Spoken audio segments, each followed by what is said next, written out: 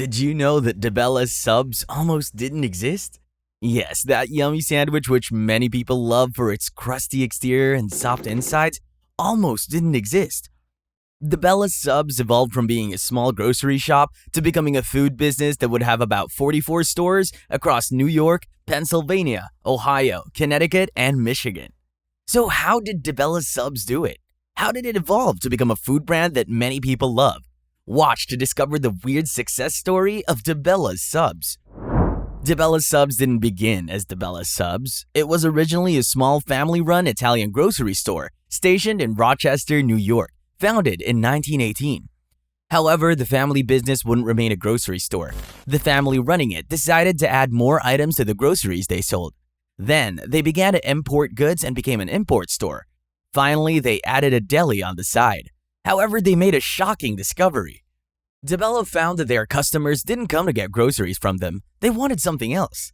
These customers preferred to buy the sandwich that this family-run business prepared.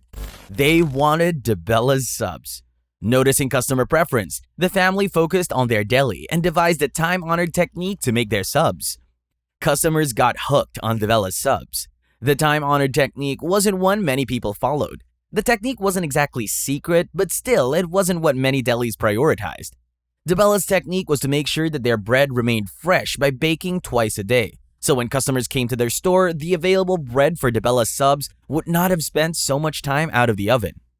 Apart from baking twice a day, DiBella's subs focused on their bread, one roll at a time. After aging their dough for more than half a day, DiBella's subs season and score each of their rolls by hand.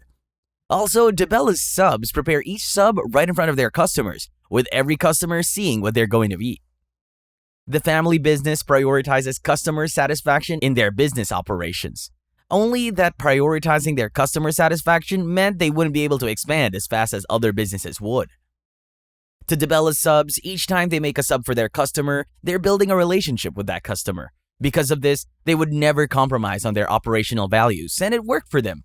When new customers ate from DiBella's subs, they usually became dedicated to DiBella's subs, and this allowed the family-run business to have a loyal customer base.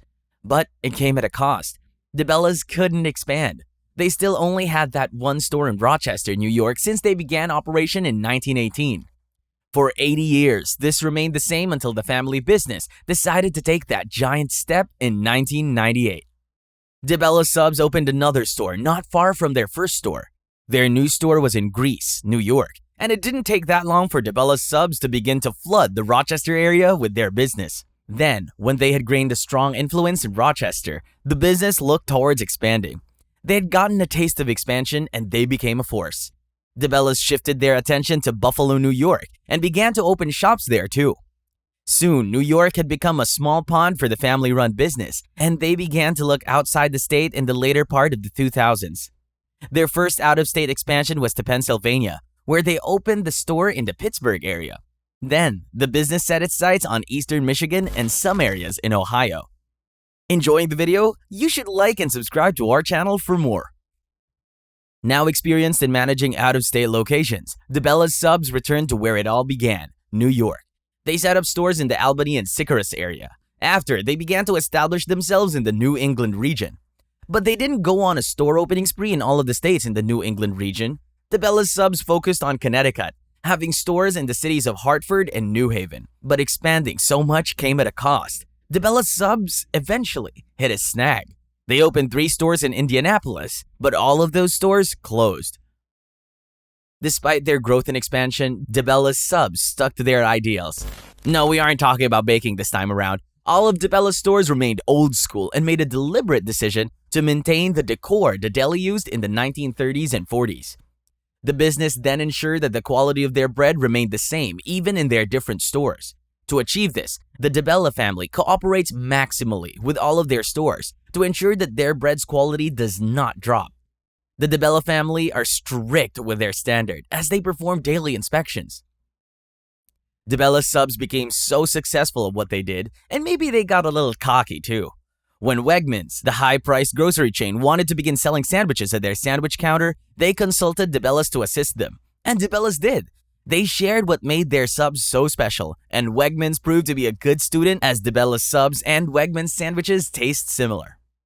DiBella's Subs took its time when it came to its business. Rather than looking at rapidly expanding its business, DiBella spent a lot of time consolidating and honing its production capabilities and working on making sure its quality remains the same.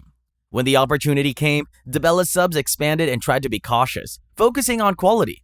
The business became confident in its operations and shared its secret with Wegmans, a grocery giant and newcomer to the sandwich business.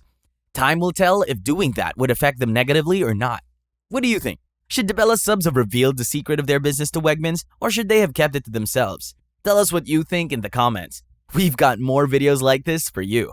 Don't forget to like and subscribe to our channel and enjoy more videos like this.